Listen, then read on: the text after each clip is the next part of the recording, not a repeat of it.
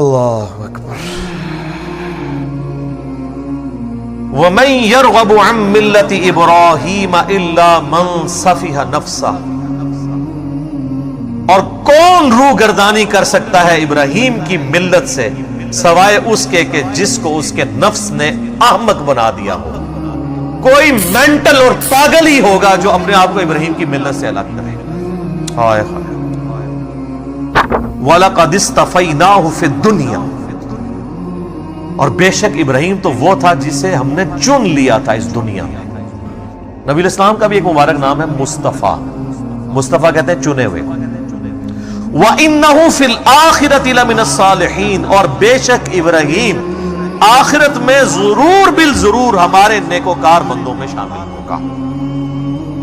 اذ قال له ربه اسلم، اور یاد کرو جب بھی اس کے رب نے اس سے کہا کہ ابراہیم، آرڈر آیا سر تسلیم خم، قال اسلمت لرب العالمین، تو اس نے فوراً کہا کہ میں اپنے رب کے حضور سر تسلیم خم کرتا ہوں۔ اللہم اجعلنا منہم، اللہم من احییتہ منا فاحیہ علی الاسلام، ومن توفیتہ منا فتوفہ علی الایمان، رضیت باللہ ربا وبالاسلام دینا وبمحمد نبیا۔ کیا سوز و گداز ہے جی۔ مجھے بتائیں رب کی تعریف اپنی مخلوق کے لیے اس سے زیادہ کسی کی تعریف ہو سکتی ہے؟ کہ اللہ کہہ رہا ہے کہ پاگل ہوگا جو ابراہیم سے روگردانی کرے۔ وہ تو وہ تھا جسے ہم نے چن لیا تھا دنیا میں بھی اور آخرت میں بھی ہمارے مقرب بندوں میں سے، اور وہ ایسا تھا کہ جب بھی اس کے رب نے اسے کہا نا کہ ابراہیم تیار ہو جا، اس نے یہ نہیں کہا کہ یا اللہ سوچ لواں یا کچھ تھوڑا ٹائم مل جائے یا کوئی تعویل کر، حتیٰ کہ سورہ الصافات کی آیت نمبر 100، 101، 2 اور 3 میں آتا ہے کہ خواب اللہ نے دکھایا حضرت ابراہیم کو کہ جی وہ اپنے بیٹے کو قربان کر رہے ہیں۔ انہوں نے اٹھ کے کوئی اللہ سے نہیں کہا کہ یا اللہ خواب بھی ہے، کوئی تعبیر، کوئی دسنی، یہ وہ کہ ارادہ ہے، کوئی آئیں بائیں شائیں، سیدھا بیٹے کو بلایا جناب۔ اور بیٹے کی عمر کیا ہے اس وقت؟ ہارڈلی 12 سال عمر، اور بیٹا کون سا؟ 87 سال کی عمر میں وہ بچہ ملا ہے، 87 سال تک بے اولاد رہے ہیں۔ اور جب حضرت ابراہیم کی عمر 99 ایئرز ہوئی ہے، 99 ایئر کا بندہ تو اپنی لائف کنکلوڈ کر بیٹھا ہوتا ہے، اس کے بڑھاپے کا، اور قرآن میں الفاظ ہی بڑے سوزناک ہیں، اللہ تعالیٰ فرماتے دردناک الفاظ ہیں۔ اللہ کہتا ہے جب وہ چلنے پھرنے کے قابل ہوا نا اس کے ساتھ، تو ہم نے ساتھ ہی اس کو خواب دکھا دیا۔ اوئے ہوئے، اس سے تو بہتر تھا بچہ وہی نہ ہوتا، وہ کم آزمائش تھی۔ تو قربانی کا کہا تو پہنچ کے جناب پہلے بیٹے کو بلا کے کہا کہ میں یہ دیکھ رہا ہوں، اگر بیٹا بھی ایسا سے انہوں نے کہا جی کر گزرے، اور دیکھیں اللہ کہتا ہے پھر انہوں نے اس کو جبین کے بل لٹایا اور چھری ہاتھ میں پکڑی، پھیرنے لگے تو اللہ کی طرف سے معجزہ ظاہر ہوا اور ایک فدیہ آ گیا، اور کہا کہ ابراہیم تو نے اپنا وعدہ سچا کر دیا۔ واقعی یہ سب سے بڑی آزمائش تھی جی حضرت ابراہیم علیہ السلام پہ۔ یہ ایک باپ سمجھ سکتا ہے جس کی اولاد کتنی بڑی آزمائش ہے۔ قال اسلمت لرب العالمین، انہوں نے ہمیشہ یہ کہا اللہ حاضر ہوں۔ اب اللہ تعالیٰ اس پیغمبر جس کے ایمان کا یہ لیول تھا نا، اس کی کوالٹیز بتا رہا ہے کہ وہ کیسا پیغمبر تھا، اس نے کس کمٹمنٹ کے ساتھ لائف گزاری ہے، اور اس کے بعد وہ جب موت کی طرف جانے لگا تو اس نے اپنی اولاد کو کیا نصیحت کی ہے۔ کوئی پراپرٹی تقسیم کرنے کی، کوئی بینک بیلنس کی، کوئی یہ نصیحتیں نہیں ہیں۔ نصیحت کیا ہے؟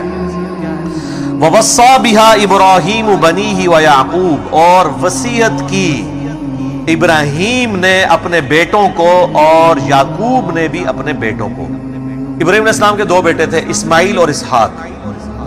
اسحاق علیہ السلام کے آگے سے بیٹے تھے یعقوب، اور ان کے آگے 12 بیٹے تھے جن میں حضرت یوسف علیہ السلام بھی شامل ہیں۔ تو اللہ تعالیٰ ہمارا یہ دونوں پیغمبروں نے اپنے بچوں کو نصیحت کی، اور کیا کہا؟ یہ موت کے وقت نصیحت ہو رہی ہے، وہ آگے ذکر بھی آ جائے گا کہ یہ نزع کے عالم میں وہ کہتا ہے یا بنیہ، اے میرے بچوں، ان اللہ اصطفیٰ لکم الدین، بے شک اللہ تعالیٰ نے چن لیا ہے تمہیں دین کے لیے، فلا تموتن الا وانتم مسلمون، دیکھنا تمہیں موت نہ آئے مگر اس حال میں کہ تم مسلم بننا۔ اب آپ لاکھ کہتے رہے کہ یا اللہ میں تو بریلوی بننا ہے. میں بھی خیر 2002 میں جب عمرے پہ گیا تو میں نے غلاف کعبہ پکڑ کے دعا کی تھی یا اللہ مجھے بریلوی مارے گا. حالانکہ یہ دعا کرنی چاہیے تھی. تو دعائیں قبول نہ ہو تو پریشان نہ ہوا کریں, اس میں خیر ہی ہوتی ہے. حالانکہ ایک بریلوی ہے, دیوبندی ہے, اہل حدیث ہے, شیعہ ہے, سب کو یہ دعا کرنی چاہیے کہ اللہ مجھے موت نہ دینا مگر اس حال کے اندر کہ میں مسلم مروں.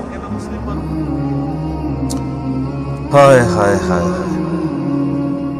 میرے بھائیو یہ مسلم جو لفظ ہے نا جی, یہ اللہ کو بڑا پسند ہے. وَسَمَّاكُمُ الْمُسْلِمِينَ, اس نے تمہارا نام مسلم رکھا. اللہ اکبر.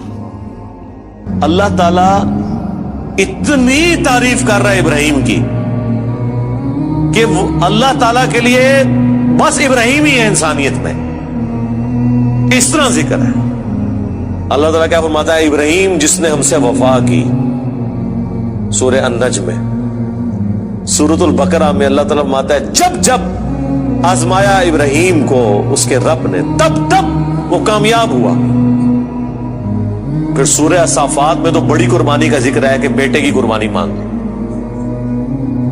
پھر اللہ نے کہا کہ سلام علی ابراہیم, سلامتی ہو ابراہیم کے اوپر. یوں ہی ہم جزا دیا کرتے ہیں اپنے نیکوکار بندوں کو.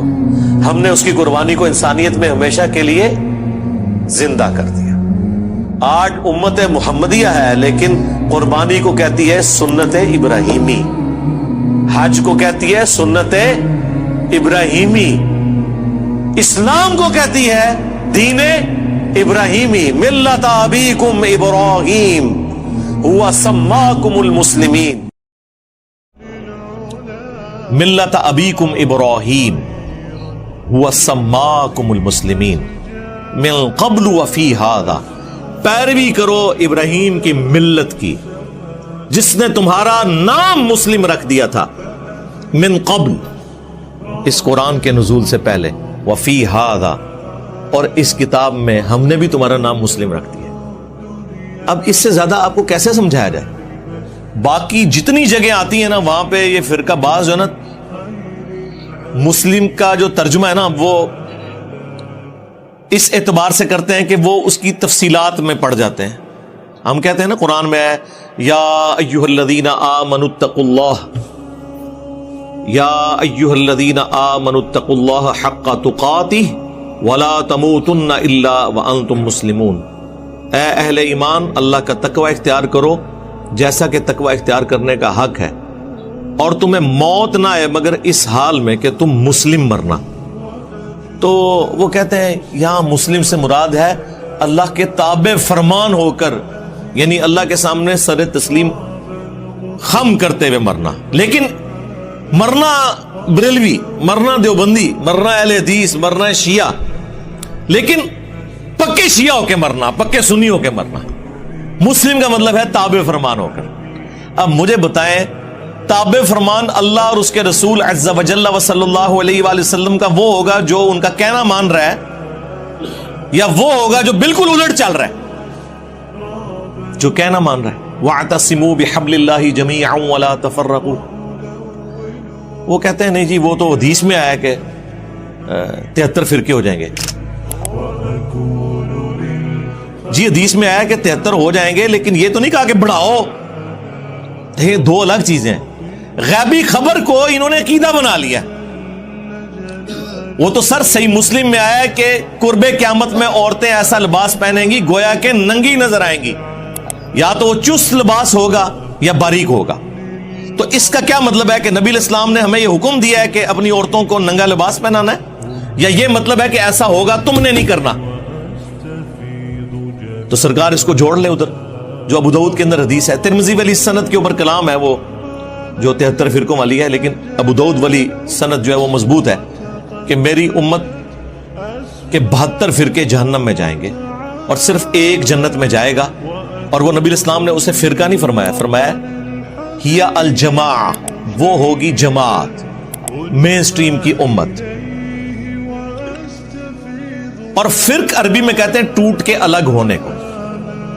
ایک درخت سے جب پتا ٹوٹتا ہے نا تو اس پتے کو کہا جاتا ہے یہ فرق ہو گیا. اس سے پتا نہیں کہہ سکتا یہ درخت بھی ایک فرقہ ہے اور میں بھی ایک فرقہ ہوں. سمجھ آئی؟